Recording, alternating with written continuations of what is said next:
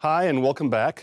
I'm going to talk now about business proposals and pitches, and how do you write one, and how do you present something to your funding source. So the business proposal basically has to be written to get the funding for your project.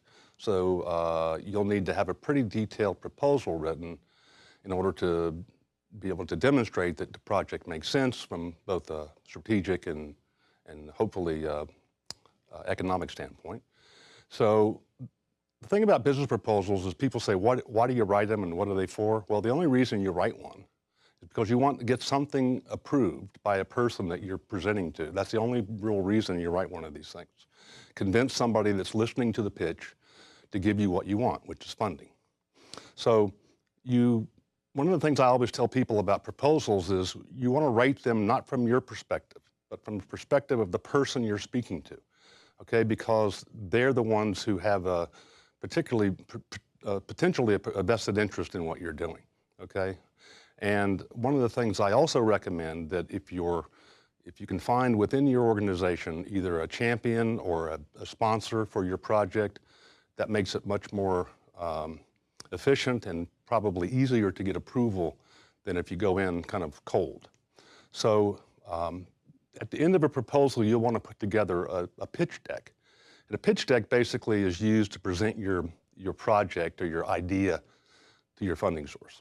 You want to describe what's the opportunity that you're going after, what problems are you solving, how does your service or your product solve the problem. Then you want to introduce who are going to be involved in executing the strategy that you need to get this project done in an efficient and effective way.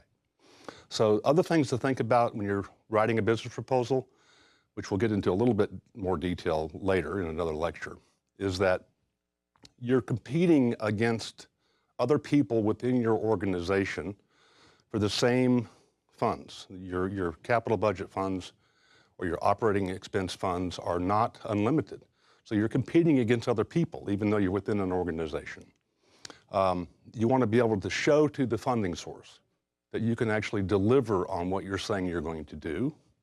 That's in a way which says, I might have a team that can execute. We've done it before, perhaps, or if not, you put together people with complementary skill sets that actually can get the strategies executed. And then you want to make sure that if you do find a business sponsor or internal champion, you want to have that person involved. Hopefully they could even come to the pitch session. And then I always tell people, limit your pitch deck to a finite number of slides because you have a limited amount of time and you want to get to the important points.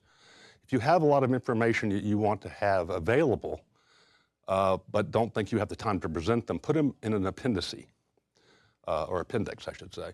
And if you're asked a question about something that you don't have in the deck, you can always go to the appendix and pull it up and then answer the question. So we'll get into a little bit more detail later about what I think the pitch deck should be and what the proposals are, but that's kind of an overview.